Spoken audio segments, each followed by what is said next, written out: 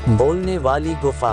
हीरापुरा नाम का एक विशाल जंगल था। उस जंगल में चंपू नाम का एक धूर्त लकड़बग्घा भी रहता था।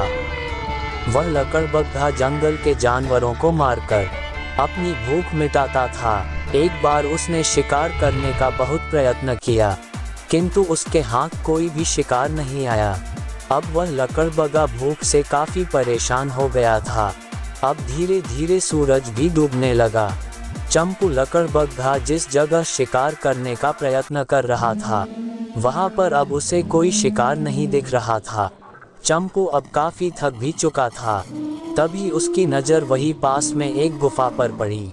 चंपू अब उस गुफा में चला गया और सोचने लगा, इस गुफा में कोई ना कोई जानवर अवश्य रहता होगा और वह शाम को अपनी गुफा में जरूर आएगा, और जैसे ही वह गुफा में प्रवेश करेगा, मैं उसका शिकार कर लूंगा और अपनी भूख मिटा लूंगा।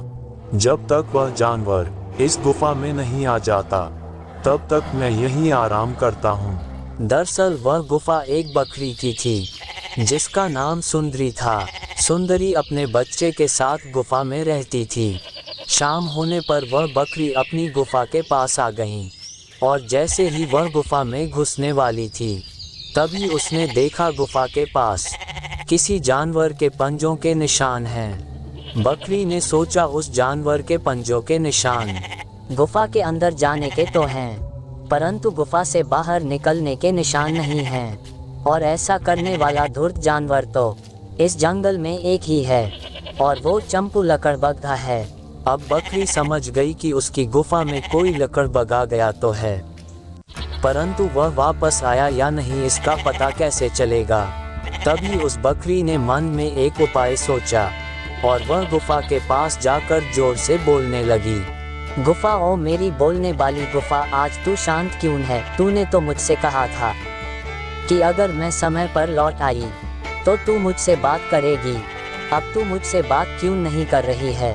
बकरी को बोले हुए अब कुछ समय हो गया था, परंतु गुफा ने कोई जवाब नहीं दिया। बकरी ने गुफा के सामने जाकर दूसरी बार फिर से गुफा को संबोधित करते हुए बोला, गुफा, ओ गुफा, क्या मैं अंदर आऊं? अगर तू कुछ न बोलेगी तो मैं वापस चली जाती हूँ। बकरी की ये बातें सुनकर लकड़बग्घा सोचने लगा कि शायद ये गुफा खुद बोलती हो। जब भी ये बकरी गुफा में आती होगी, तो ये गुफा इससे बात करती होगी, परंतु आज मेरे डर से यह गुफा कुछ नहीं बोल रही है।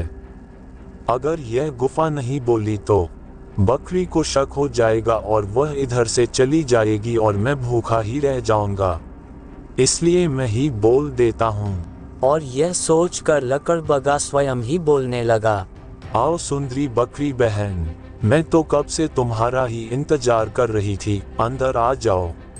जैसे ही गुफा के अंदर से आवाज आई, बकरी समझ गई कि अंदर वही धूर्त चंपू लकड़बग्घा है, जो मेरे और मेरे बच्चे का शिकार करने अंदर छुपा है। उधर लकड़बग्घा बकरी के गुफा में अंदर आने का इंतजार कर रहा था, और सोच रहा था कि अंदर आते ही बकरी का शिकार कर लेगा।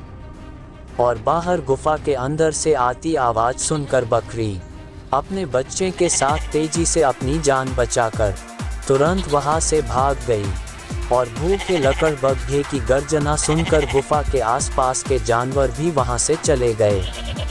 चंपू नामक लकड़बग्घा भी यह जानता था कि गुफा नहीं बोल सकती, फिर भी लकड़बग्घे ने अपनी मूर्खता से उस बकरी को भगा दिया जिसे वह खाना चाहता था। बहुत समय तक लकड़बग्घे ने किसी जानवर का इंतजार किया, परंतु जब कोई शिकार नहीं आया, तब चंपू लकड़बग्घा थक हार कर उस गुफा को छोड़कर चला गया, और उसे अगले कई दिनों तक भूखे ही रहना पड़ा। शिक्षा बोलने वाली गुफा की कहानी से हमें यही शिक्षा मिलती है कि अपनी बुद्धिमानी से आने वाले संकट से बचा जा सकता है। धन्यवाद।